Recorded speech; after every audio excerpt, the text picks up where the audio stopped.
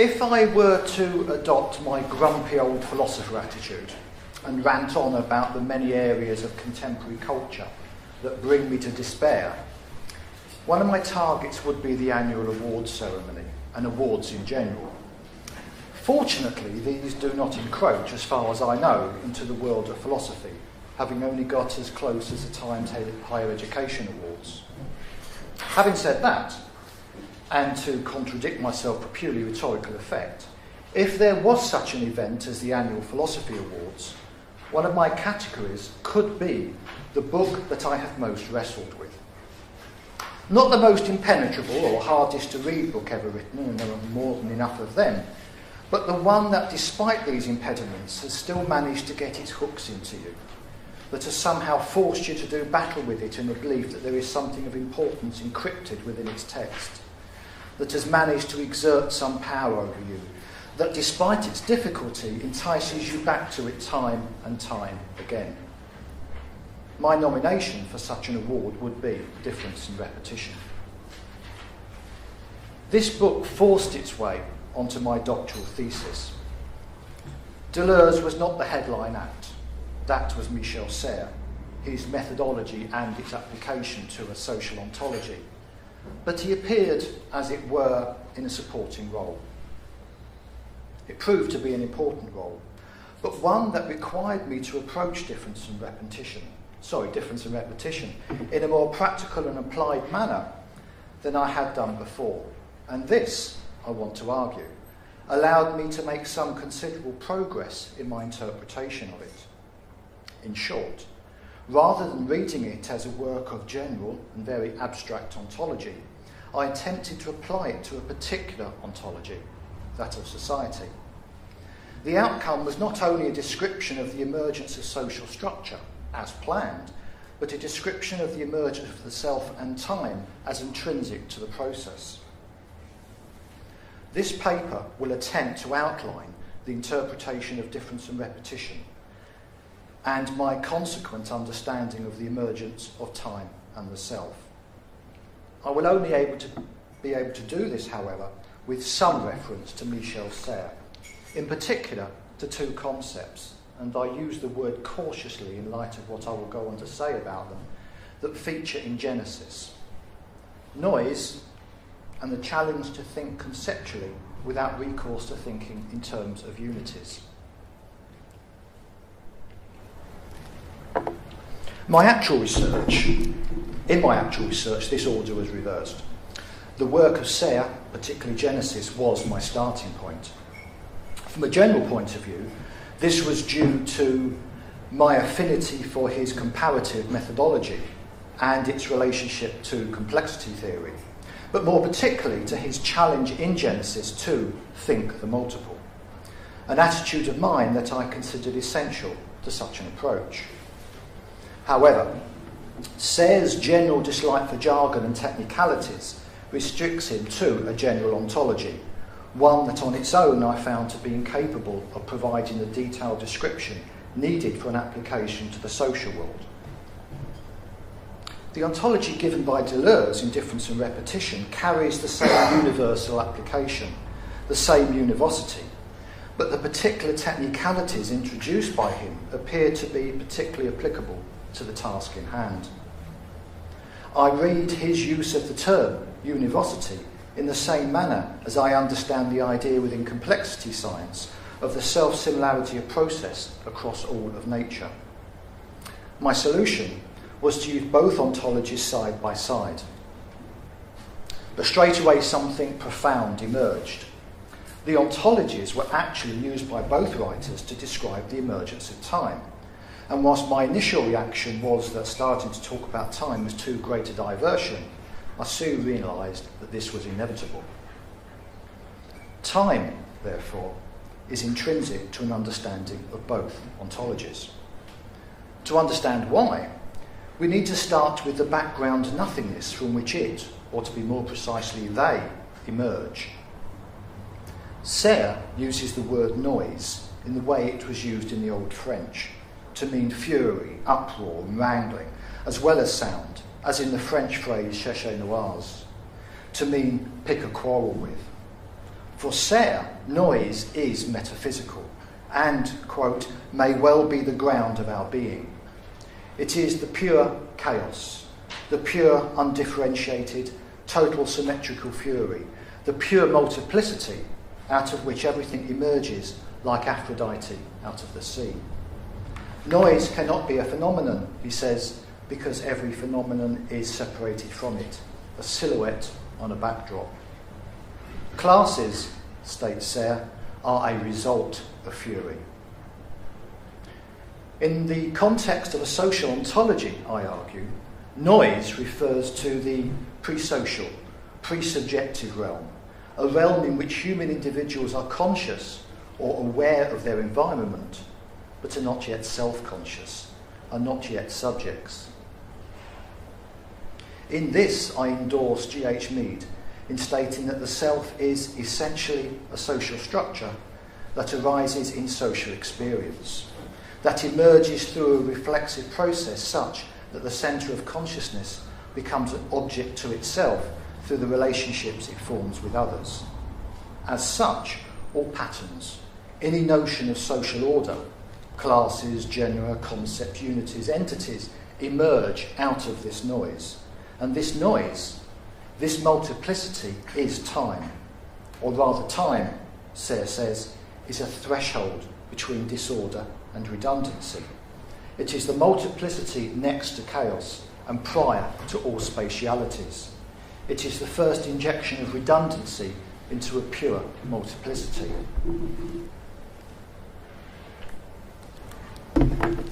For Serre, redundancy is a key term, and one that is closely synonymous to Deleuze's repetition.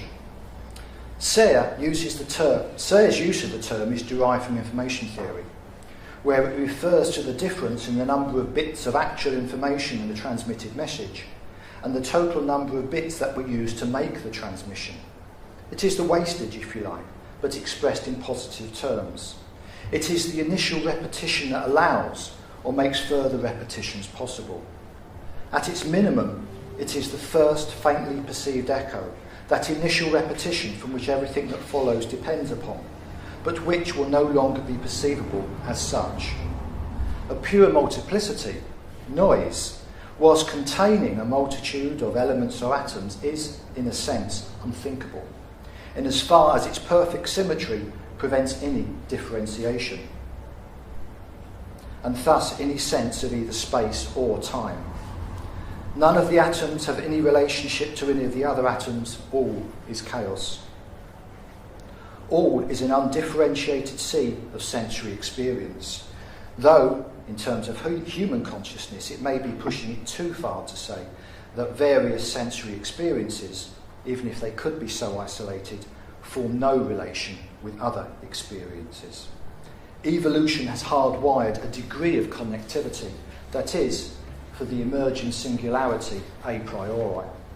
But generally, for relations or emergent patterns to begin to form, certain elements will start to stabilise into quasi-stable, turbulent relationships with other elements. Relationships formed by the repetition and redundancy of energy flows through and between them. From this turbulence, all things, all classes are born. Born from these first relationships between certain elements, born from these first codes. As Serre says, life, invention, violence, a processual flux codes a classing. Fury becomes a classifier, a giver of form. This is the state of consciousness experienced, perhaps, by a newborn child whose field of consciousness is, to a very large degree, an undifferentiated sea of sensory experience. The supposedly a priori elements of space and time necessary to structure these experiences being only partly in place. In difference and repetition, we find the same background nothingness. Time is constituted through a series of repetitions, through a series of contractions, syntheses and differentiations experienced by the singularity or emerging mind. Now, whilst Deleuze makes a very strong link between time and thinking, it should be noted perhaps This link is made stronger by Deleuze's focus on the later stages of a series of syntheses. So whilst time can only be thought through an active synthesis, the passive synthesis is performed by all organisms, and in effect we have with them a description of the emergence first of lived time and rudimentary consciousness, and then self-consciousness, mind, and the meaning of time. These syntheses are not carried out by a pre-existing mind, but occur in a mind that is being formed by the process itself. Thus Deleuze's problematization of common sense, the presupposition that we know what it means to think, that there is, from the start, a thinking subject. One of my criticisms of Deleuze is that despite his passionate belief in becoming and fluidity, and his critique of being and stability, his recourse to technicalities effectively stabilises through definition. Bearing this in mind, put in its most straightforward way, and losing some of these technicalities that only serve to obscure the process rather than reveal it, Deleuze cites three instances whose repetition and synthesis constitutes time: the in itself, the for itself, and the for us. It is the former of these that I wish to focus on at the moment, but for purposes of orientation, let me say that the in itself is unthinkable as such, that it disappears as soon as it appears and equates with noise, as well as to the notion of the void in Badiou, and very obviously Sartre's nothingness.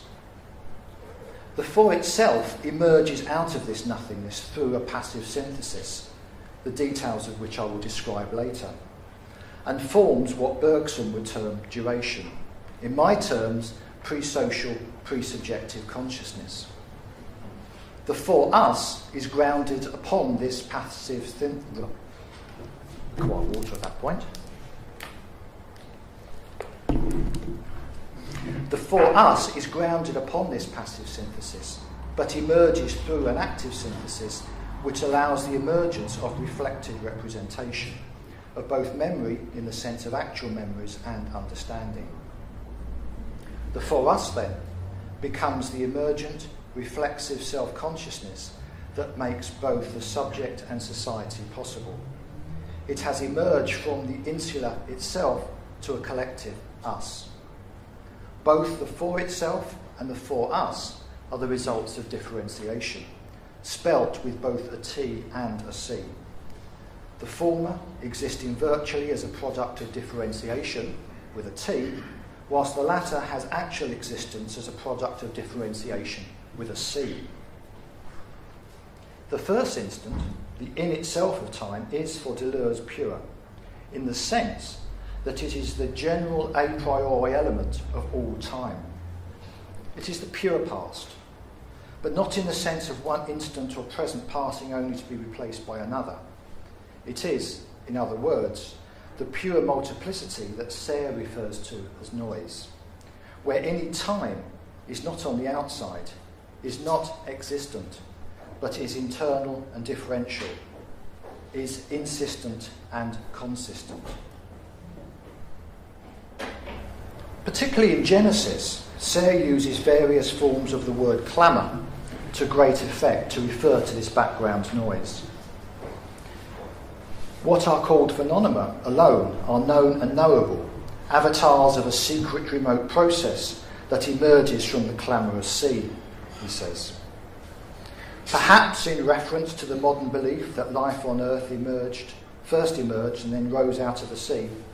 Perhaps in reference to the mythology of Aphrodite, goddess of love and fertility, born from the foam of the sea. Perhaps even in reference to his own maritime experiences of its power. The sea, for Serre, becomes heavily symbolic of the background noise, from which, quite literally, everything emerges.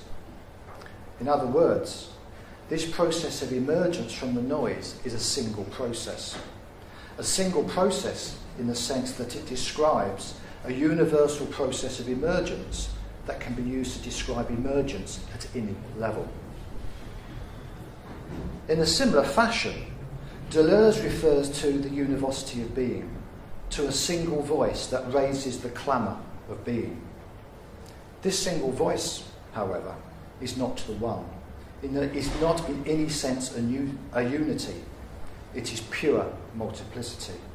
Pure in the sense that no thing can be distinguished or differentiated within it. In fact, it doesn't even make sense to refer to either within or it. It is, in Badiou's terms, the void, an inconsistent multiplicity.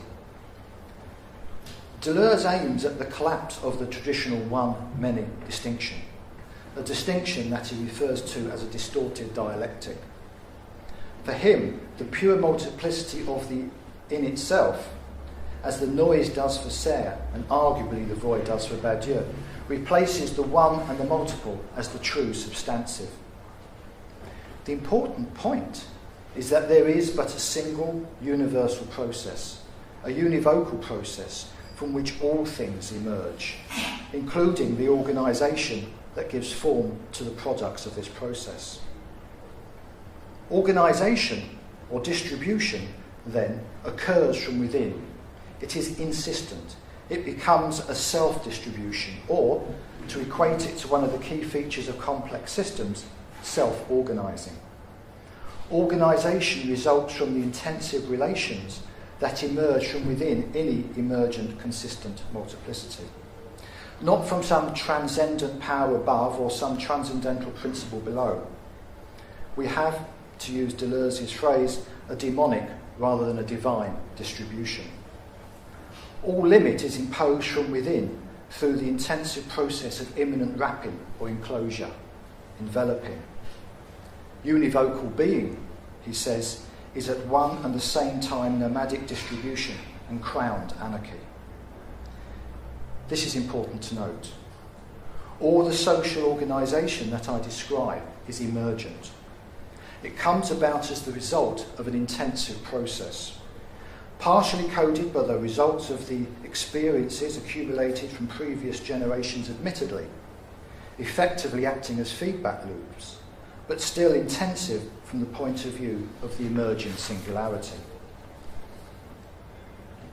At this point, I need to introduce a concept that was essential to my thesis and which has facilitated this interpretation of difference and repetition. This is the notion of a non-unit social organisation. My main reason for saying non-unit was my realisation that in terms of the social, Serre's challenge to think of concepts without recourse to unities supports W.B. Gailey's notion of essentially contested concepts.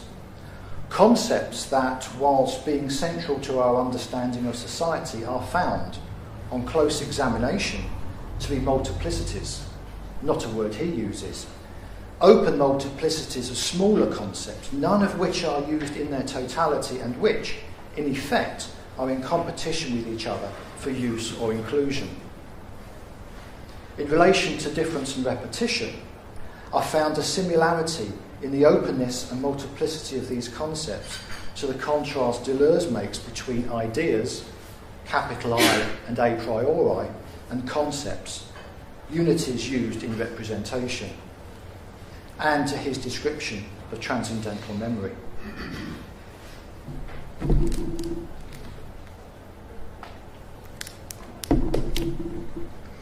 In the archaeology of knowledge, Foucault separates actual sentences and propositions from the statement, the unit of order that lies behind them.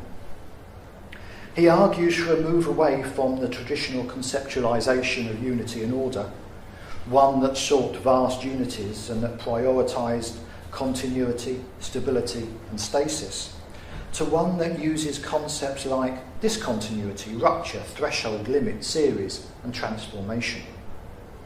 This, he argues, he goes on to argue, means that discourse, and for my purposes I suggest this can also be read as social discourse, as non-verbal behaviour and social acts, as well as those conveyed by language that nevertheless communicate social meaning. That discourse, must not be referred to the distant presence of the origin, but treated as and when it occurs. Foucault's project is that of a pure description of discursive events as the horizon for the search of the unities that form within it. The unities that he seeks are to be found not by the discovery of grand totalising structures, but by exploring the complexities of events, by going inside or underneath them, by investigating their multiple layers of formation, and by tracing particular or similar series through and across events. These unities are not definitive and stable unities, but descriptive counters-one unities. Unities that allow us to communicate, to exchange meaning and understanding, such that we can live our existence. They need to allow a process of adaptation and normativity, but not be considered the definitive and normal. We find in Serre a search for similar entities, for the cords and bonds that make our relations visible and concrete. Entities or statements which, in Foucault's terms, have a function of existence that only has meaning in the relationships that they hold together. As such, I have proposed an entity that exists at increasingly complex levels prior to any codification, but one whose function is always to hold together. At its simplest, it is a relation, a simple connection held in the mind-brain of the emerging social actor. Fundamentally, then, a neurobiological relationship or pathway. A simple if X then Y.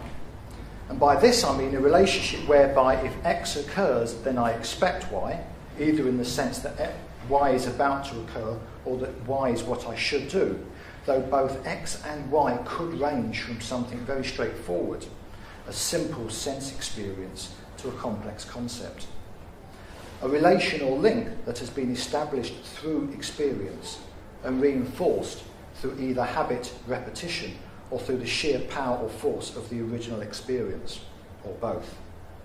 However, and this is of vital importance to the description I am attempting to present, even in the most simple sense possible, such expectations, as I term these boards or cords, these social statements, such expectations are already complex and multiple. This is so because expectations are emergent from the noise of the pre-social, from the realm of the pre-subjective, from the existence of the potential social actor, when the singularity of experience was conscious but not yet self-conscious. In other words, they are emergent from experiences experienced prior to the formation of the self or subject, but which are nevertheless carried over into its formation. A formation, in line with arguments presented by Mead, is the result of the social process. On this general point, that the self emerges by means of a process of reflexiveness that involves the turning of the experiences of the individual as a centre of experience upon himself, and therefore in taking of the attitude of the other towards himself, I'm in full agreement. At the pre-subjective, pre-social level, the centre of experience is conscious of its environment, but not self-conscious. To use Deleuze's term, it encounters. It has experiences, it receives sense stimuli, and responds or reacts to these experiences, but there is no self behind either their experience or the response. There is simply a continuum or a field of sensory experience, an inconsistent multiplicity from which consistent multiplicities emerge, but no pre-organised subjective centre that does the organising. The only sense in which a centre or singularity is applicable is in a purely biochemical one. This vital singularity is the centre of organisation, perhaps a strange attractor, that first of all engages with the social other, is thrown into the social world, and then becomes active in keeping the social world alive through the emergence of the subject. As such, the emerging social subject is irreducibly social. Born of its encounters with others, born of its own repetitions, of its own time. So, for example, X may occur as a single event in the environment of this centre of experience, but not be experienced as X because it was lost in the sea of indeterminacy, or obscured by the background noise. It only becomes an experience through repetition. Likewise, this centre may exhibit or perform a certain action, but not be observed to do so at first, as the action was simply lost in the noise of its bodily movements. It only becomes an action through repetition. If X is repeated a number of times, followed by Y, if this link between the two is forged through habit and reinforced through other feedback loops, then a basic expectation is created. A path has been traced. But even at this most simple and basic of pre-subjective states, it is already multiple in at least 2 dimensions. Through the repetition of each series of X and Y, and through the differential relationship established between the 2 series. A relationship that has been forged in the pre-subjective consciousness that creates a bond between X and Y. To use Foucault's term, a micro-power relation, or perhaps a nano-power relation would be more appropriate at this level, has been created such that if X occurs, Y should follow. From such humble beginnings, I wish to argue, all future expectations are built. As a self or social actor emerges from this pre-subjective state, the expectations that form the virtual background to any social action develop relationships with other expectations and go on to form the developing virtual background of all future thoughts and actions. Future social expectations evolve from these pre-subjective expectations, but no demarcation line can be drawn. Further, it is impossible for any of the post-subjective expectations, which, in the terms to be described all social expectations must be, to be enacted in isolation. Any actual social action is always the particular and unique actualisation of a multiplicity of differing expectations. I cannot stress this last point enough. Both X and Y, and a multiplicity of other series, are themselves multiplicities of expectations in performance. In other words, that any actual social act is the actualisation of any number of virtual expectations brought about by the circumstances of their particular performance. In this sense, expectations remain virtual. They are impossible to state. If an expectation is verbalised as a particular intention, it becomes an actual performance, the actualisation of a particular set of pathways within a network, and as such is a very rudimentary codification of the complexity that lies behind it. Sayre's response to attempting to think the multiple as such is to think in a manner he terms vectorially, in a manner that maps the relations that form between the units or atoms within a multiplicity and which allow the emergence of form. We can, on the one hand, group those elements that, through repetition and redundancy, have formed an emergent pattern together and view them as a unity, as a collective, as a noun or as a verb. This, Sayre argues, is the traditional way that we make sense of our world. His methodology, however, is to focus on what it is that connects these elements together, the prepositions, the messengers, bonds, cords that comprehend since they join or grasp, or seize several things, beasts or men together. The former method produces stasis, stable objects and processes, linear logic, statues.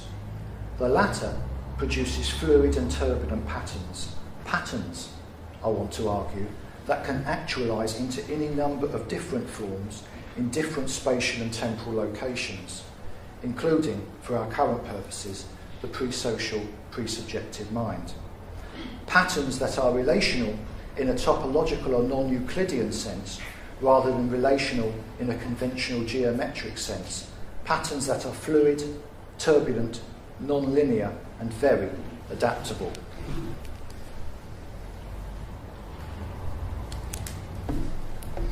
Deleuze attempts a more detailed, a more technical account of this emergence than Serre, one that can be more easily applied to the pre-social, pre-subjective realm under discussion.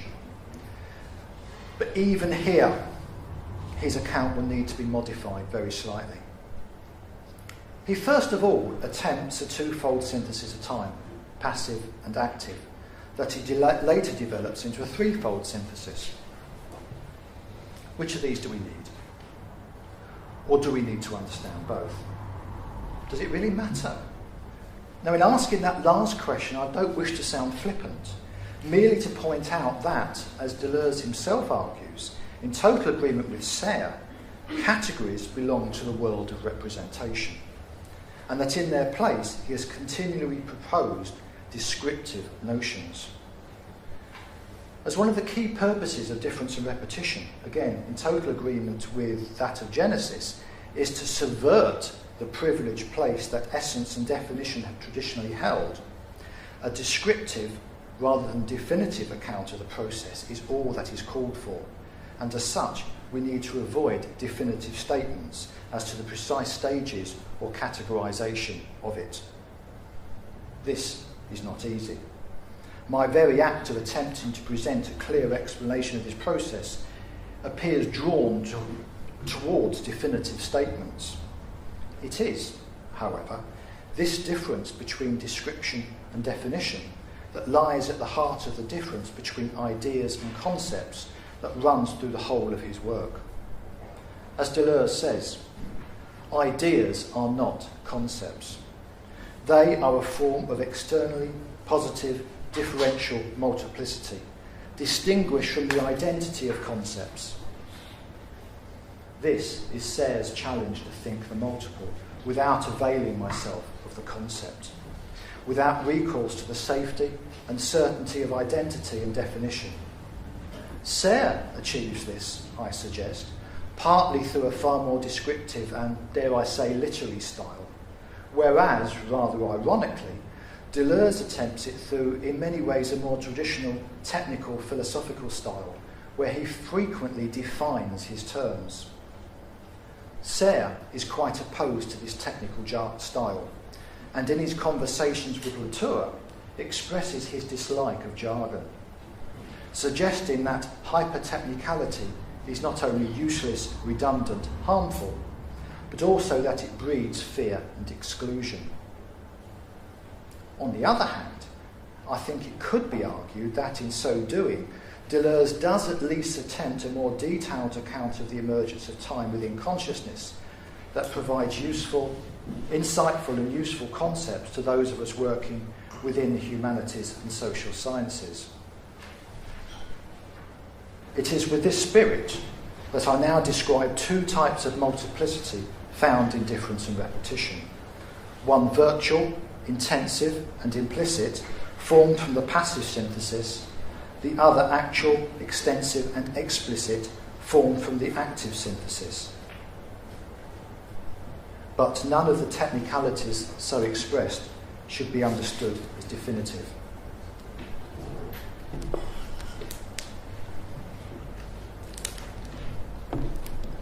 Both of these syntheses are formed through a process of differentiation, but different types of differentiation.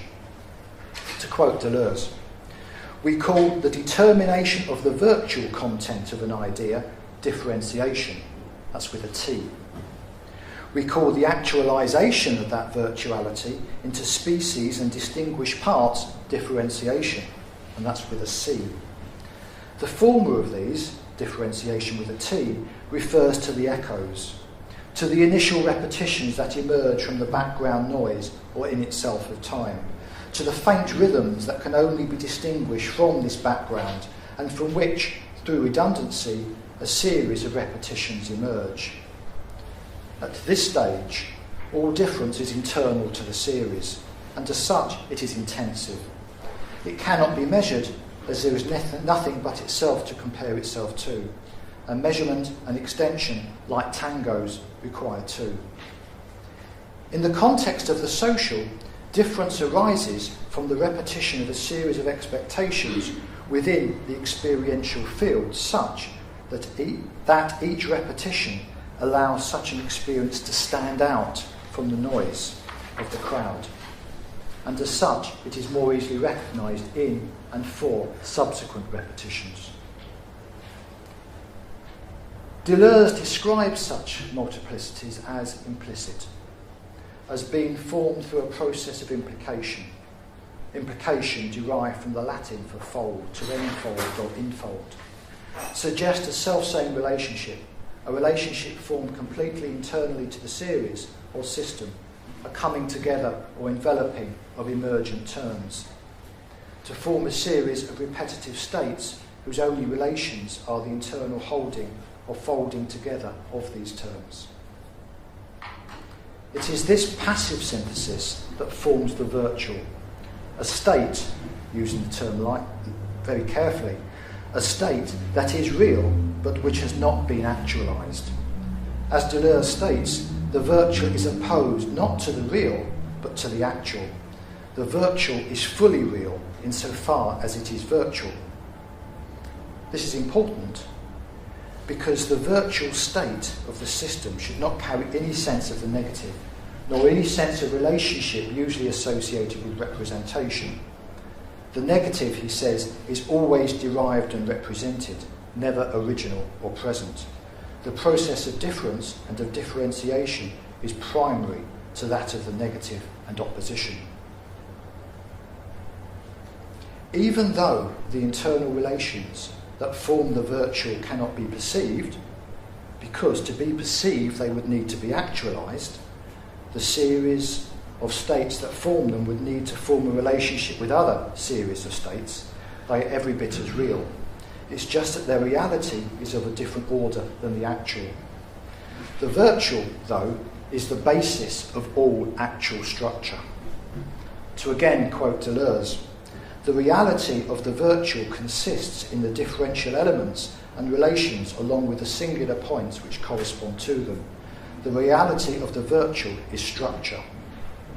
This is why Deleuze, in terms of consciousness or mentality, describes the virtual mental states as ideas, as opposed to their actualised concepts, as it is from them, from their virtual structure, that our everyday concepts capable of representation are derived.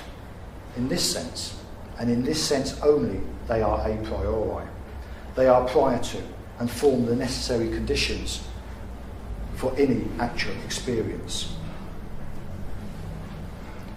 For Deleuze, actual phenomena are emergent from an active synthesis between two or more virtual series, from their differentiation with a C, from the establishment or communication of difference between the two series. This often invisible and imperceptible difference between the two intensities that allows thunderbolts to explode between them, Deleuze terms, rather provocatively, the dark precursor. Dark because unseen, yet a precursor to all seen phenomena. Once the thunderbolts start flashing, once Hermes establishes communication between two or more series of intensive differences, virtual differences are actualised and phenomena emerge. These actualised phenomena are both extensive and explicit. Differences of time can now be measured. Virtual differences, intensive differences, are purely internal to the series, and as such, measurement of them is nonsense. They are like unheard rhythms that only make sense when they form a relationship with another series of rhythms, a hearing subject. And of course, the now formed actual phenomena are explicit. They are capable of being unfolded, analysed, and represented.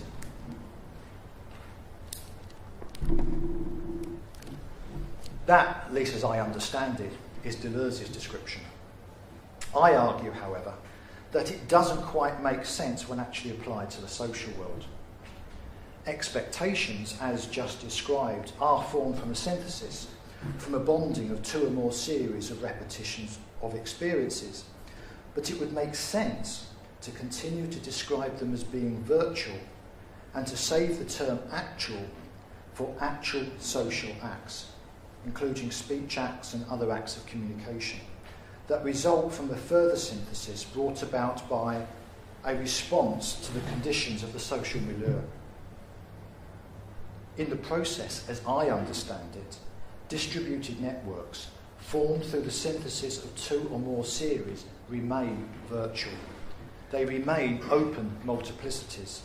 They await the actualization of particular pathways in response to particular events.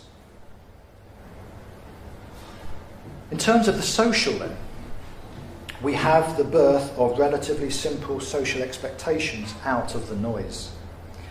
The building blocks or non-units of social self-consciousness out of the pre-social, pre-subjective realm. These expectations are, even at this stage, relatively simple bonds or cords. They have been formed through the experience connection of two or more series of experiences, themselves formed through a process of repetition and redundancy. A particular sensory input is experienced that activates a particular neural pathway or network. Even at this stage, the experience is multiple. Each time a similar sensory input is experienced, the pathway network is strengthened. Each repetition makes it easier and more likely that pathway network to be fired the next time a similar input is experienced. Redundancy. Each sensory input need not even be identical, only similar to strengthen the network or series of networks.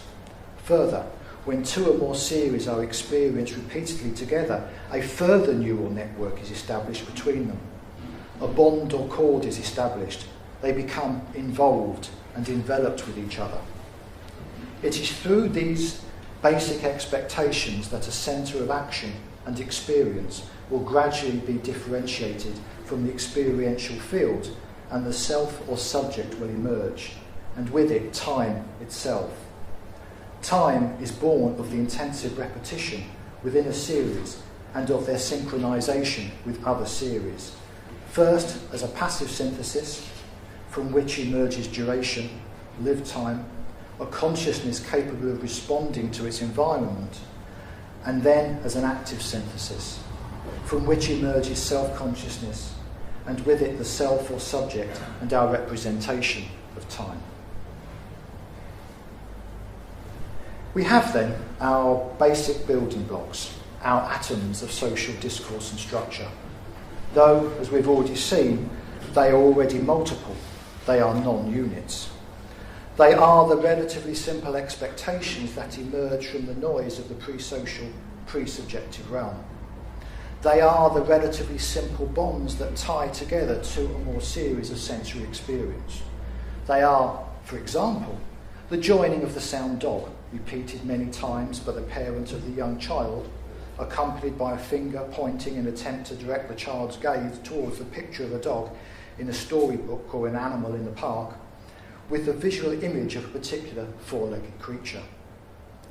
Both the sound and the image each form a series, with each repetition, with each series being different to some degree, but also possessing sufficient similarity that at each repetition the series is strengthened. When a bond is established between these two series, an expectation is created.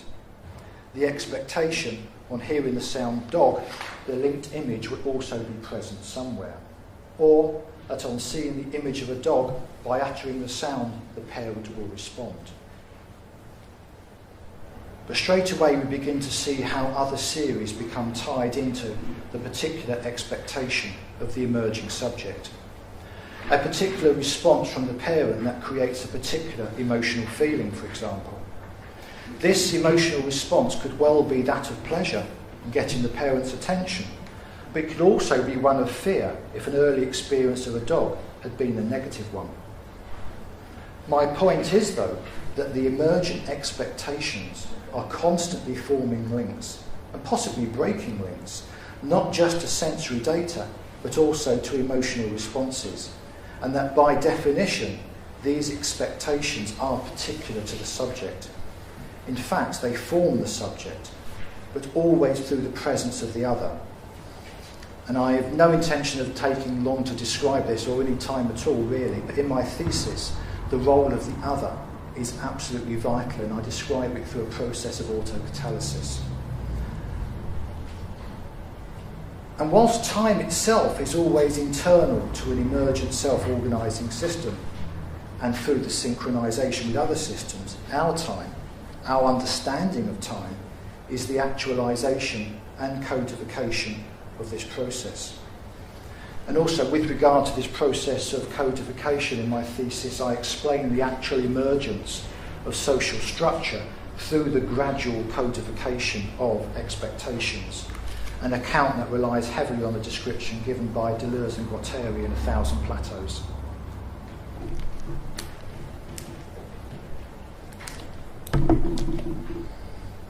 I would like to close with a couple of comments on what I regard as the value of applying philosophy, of applying it to our actual experiences of or encounters with the world forgiven. In the five senses, Serre offers a critique of abstraction. Whilst accepting that we cannot think about the world without stabilising to some degree its dynamics and limiting its multiplicity, the higher the degree of this abstraction, the further removed we are from the world, and the less we are in touch with its complexity. So whilst we need to abstract and codify in order to think and live, we must not mistake this abstraction for reality. On the other hand, we do not have direct access to the world in which we live either. It is just too complex and dynamic for us to grasp. We are, in my words, and perhaps rather simplistically, caught in between realism, a real world, which is the source of our thoughts, but which we have no direct access to, and idealism, the world for us, the world of our thoughts, which is emergent from the former. And to prevent ourselves from overcoding that world, from giving it a reality that, on its own, it does not deserve, we need to try and live in this in-between zone, on the borderline between chaos and order. People working within complexity science often describe this zone as being at the edge of chaos. Deleuze uses the term chaosmos. And the best way to do this, in my opinion, is to be constantly striving to apply our abstract concepts to our actual experiences of the world. Well, that at least is my excuse for this paper.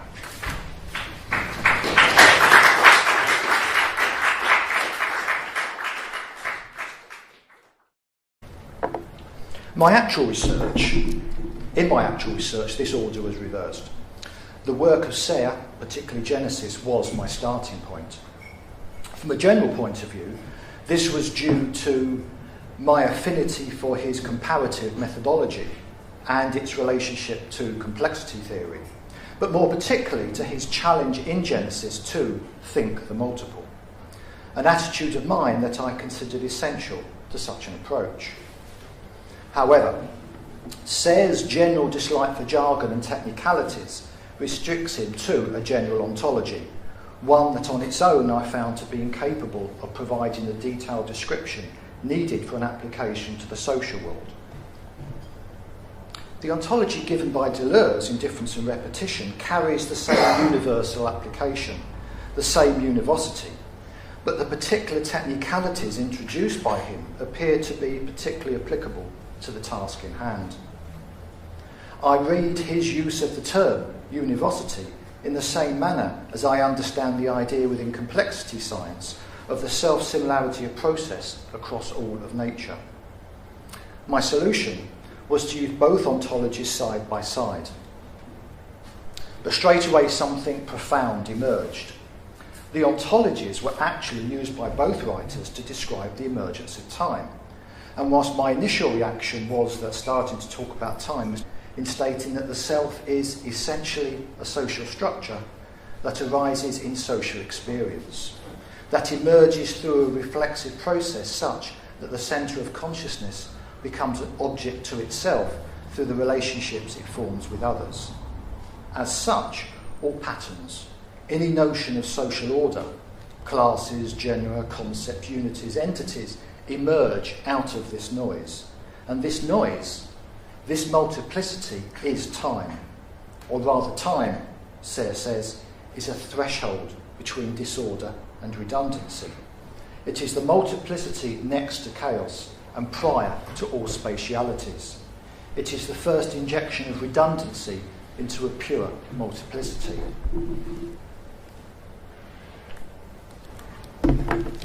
For Sayre, redundancy is a key term, and one that is closely synonymous to Deleuze's repetition.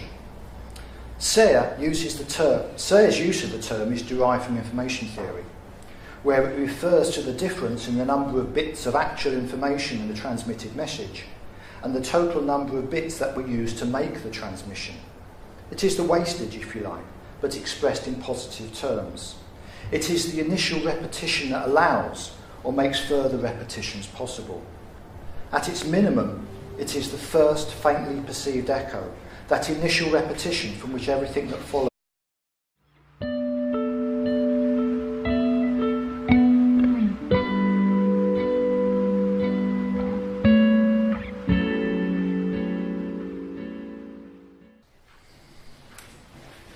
If I were to adopt my grumpy old philosopher attitude and rant on about the many areas of contemporary culture that bring me to despair, one of my targets would be the annual awards ceremony and awards in general. Fortunately, these do not encroach, as far as I know, into the world of philosophy, having only got as close as the Times Higher Education Awards. Having said that, and to contradict myself for purely rhetorical effect, if there was such an event as the annual Philosophy Awards, one of my categories could be the book that I have most wrestled with. Not the most impenetrable or hardest to read book ever written, and there are more than enough of them, but the one that, despite these impediments, has still managed to get its hooks into you, that has somehow forced you to do battle with it in the belief that there is something of importance encrypted within its text, that has managed to exert some power over you, that despite its difficulty entices you back to it time and time again. My nomination for such an award would be Difference in Repetition. This book forced its way onto my doctoral thesis. Deleuze was not the headline act. That was Michel Sayre, his methodology and its application to a social ontology. But he appeared, as it were, in a supporting role. It proved to be an important role, but one that required me to approach difference and repetition in a more practical and applied manner than I had done before. And this, I want to argue, allowed me to make some considerable progress in my interpretation of it. In short, rather than reading it as a work of general and very abstract ontology, I attempted to apply it to a particular ontology, that of society. The outcome was not only a description of the emergence of social structure, as planned, but a description of the emergence of the self and time as intrinsic to the process. This paper will attempt to outline the interpretation of difference and repetition and my consequent understanding of the emergence of time and the self. I will only be able to do this, however, with some reference to Michel Sayre, in particular to two concepts, and I use the word cautiously in light of what I will go on to say about them, that feature in Genesis: noise and the challenge to think conceptually without recourse to thinking in terms of unities. To greater diversion, I soon realised that this was inevitable. Time, therefore, is intrinsic to an understanding of both ontologies. To understand why, we need to start with the background nothingness from which it, or to be more precisely, they, emerge. Serre uses the word noise in the way it was used in the Old French, to mean fury, uproar, and wrangling, as well as sound, as in the French phrase chercher noise, to mean pick a quarrel with. For Serre, noise is metaphysical and, quote, may well be the ground of our being. It is the pure chaos, the pure undifferentiated, total symmetrical fury, the pure multiplicity out of which everything emerges like Aphrodite out of the sea. Noise cannot be a phenomenon, he says, because every phenomenon is separated from it, a silhouette on a backdrop. Classes, states Serre, are a result of fury.